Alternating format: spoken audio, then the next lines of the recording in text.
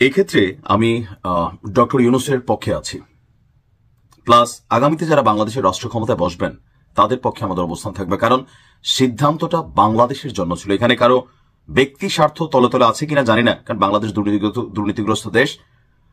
যে ধরেন এখানে যখনই আমরা বড় বড় কোনো পারচেস করি বিদেশ থেকে, তো দেখা গেছে যে থোড়া সা ঘটালা হতা হয় বাপু, ক্যোঁকি হাম গরিব হ্যায়, ভুকা হ্যায়, নাঙ্গা হ্যায়। কিন্তু অন্য কোনো দেশের ভয়ে আমরা যেখান থেকে যেটা কিনতে চাই সেটা কিনতে পারবো না, কিনলে নিষেধাজ্ঞা দিবে।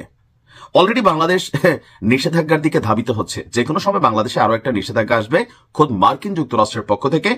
আর যখনই নিষেধাজ্ঞাটা আসবে তখন সম্ভবত ক্ষমতায় থাকবে বিএনপি, এবং কি তৎকালীন প্রেক্ষাপটে আমাদের অবস্থান হবে বিএনপির পক্ষে। আই মিনস হচ্ছে যিনি সরকারে থাকবেন তার পক্ষে। কেন এবার বলছি, বাংলাদেশের সামরিক দুর্বলতা আমরা সবাই জানি, সামরিক দিক থেকে আমরা অনেক পিছনে আছি। সো আমাদের দরকার হচ্ছে আমাদের মেশিনারিজকে আরো কি বলে যে সমৃদ্ধ করা। সো যে দেশ থেকে মেশিন ভালো, দামে কম, এমনকি লড়াইয়ের ক্ষেত্রে আধিপত্য, এটার কর্ম সুযোগ আছে, তো সেক্ষেত্রে আমরা ওইটাই কিনবো। এখন চীন থেকে বাংলাদেশ এই যে মেশিনারিজ কিনছে, চীনের সাথে বাংলাদেশের ড্রোন কারখানা স্থাপন করবে চীন থেকে, আমরা J2C যে ট্যান্সি যে যুদ্ধ বিমান কিনছি, এই সব কিছুতে আমেরিকার তো জ্বলতেছে ভাই।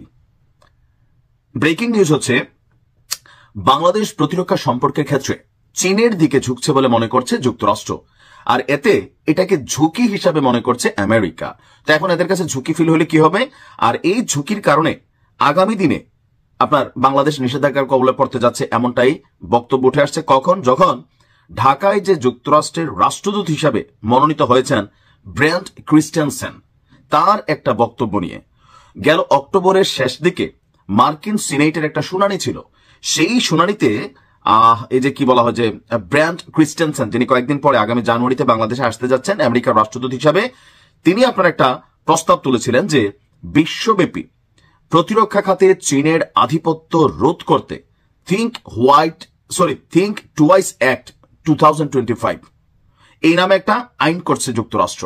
তো কি আছে ওই আইনে? এতে বলা হয়েছে চীন থেকে যদি কেউ সমরাস্ত্র কিনে তাহলে নিষেধাজ্ঞা সহ অর্থনৈতিক বিধিনিষেধে পড়তে হবে। আগামী জানুয়ারিতে ব্রেন্ট ক্রিস্টেনসন দায়িত্ব নিয়ে যখন ঢাকায় আসবেন, তখন এই আইনের কবলেই সবার আগে পড়তে হবে ডক্টর ইউনূস সরকারকে। আর পরবর্তী সময়ে পড়তে হবে যারাই রাষ্ট্র ক্ষমতায় থাকুক, এবার এটা বিএনপি থাকুক, জামাত থাকুক, ইন ফিউচার ধরেন আওয়ামী লীগ থাকুক, প্রত্যেকের জন্যই এটা একটা ফাঁদ পাতা হয়েছে। কেন? যে আমাদের বাহিরে তোমরা কোনো দেশ থেকে মেশিন কিনতে পারবা না, আমাদেরটাই কিনতে হবে, আর কিনলে ডাইরেক্ট নিষেধাজ্ঞা।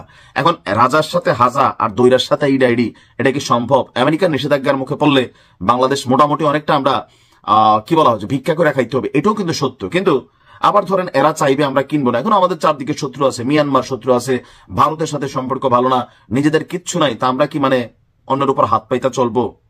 এই যে দেখেন ভারত একটু সিদ্ধান্ত নিচ্ছে শক্ত করে, ভারতের 100% শুল্ক দিছে, নিষেধাজ্ঞা এখনো দেয় নাই।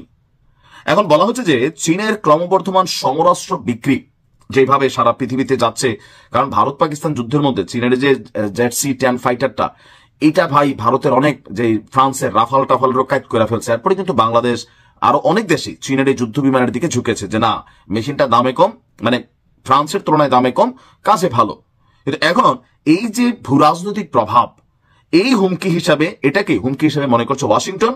আর গত 23শে জুলাই 110তম কংগ্রেসের প্রথম অধিবেশনে থিঙ্ক টুয়াইস অ্যাক্ট 2025 নামের আইনটি ট্রাম্প সরকার চালু করেছে, যার একমাত্র লক্ষ্য হচ্ছে চীনের অস্ত্র মোকাবেলায় কৌশল নির্ধারণ এবং সংশ্লিষ্ট দেশগুলো যারাই চীন থেকে মেশিনারিজ কিনতে চাইবে তাদেরকে নিরুৎসাহিত করা।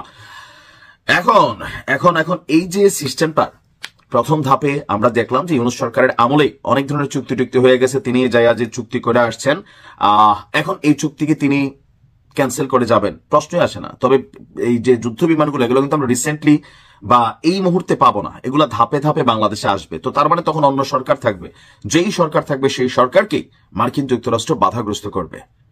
দিন শেষে বাংলাদেশের স্বার্থ। তবে আমি জানি না যে আমেরিকার সাথে এই পাঙ্গা নেওয়ার সিস্টেমটা আমরা কতটুকু সফল হব। স্পষ্টই সফল হব না, কিন্তু ছাইরা দিব কিনা, আমেরিকা ধমক দিচ্ছে আমরা ভয় পেয়ে যাব কিনা, আমি জানি না আসলে কি হতে যাচ্ছে।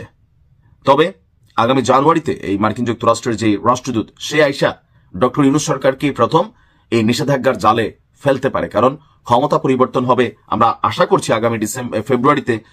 কিন্তু ফেব্রুয়ারির আগে জানুয়ারিতে এসে নিষেধাজ্ঞা দিয়ে দিলে যে ডক্টর ইউনূস তুমি বা তোমার সরকার এটা করবা না, করলে আমেরিকা এটাকে নেগেটিভলি নিচ্ছে আমরা।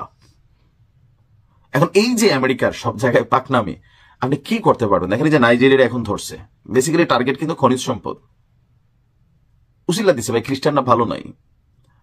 আসলে মার্কিন যুক্তরাষ্ট্র নিয়ে বৈশ্বিকভাবে এদেরকে মোকাবিলা করার জন্য কৌশল থাকতে হবে। কোনো কারণে হুট করে যদি আমেরিকা আসলে নিষেধাজ্ঞা দিয়ে দেয়, আমরা এখন অনেক কথা বলতে পারি, বাট বাস্তবতা হচ্ছে আমেরিকা যদি নিষেধাজ্ঞা দিয়ে দেয়, বাংলাদেশ ভিক্ষার থালা হাতের নেওয়ার কাছাকাছি চলে যাবে। এটা হচ্ছে বাস্তবতা। কারণ এই যে আমরা ইউরোপ আছেন বা আমেরিকা আছেন অথবা পৃথিবীর বিভিন্ন দেশে ভ্রমণ ট্রমণ করছেন, বাচ্চা কাচ্চা পড়াশোনা করাইতেছেন, এক নিষেধাজ্ঞায় সব শেষ।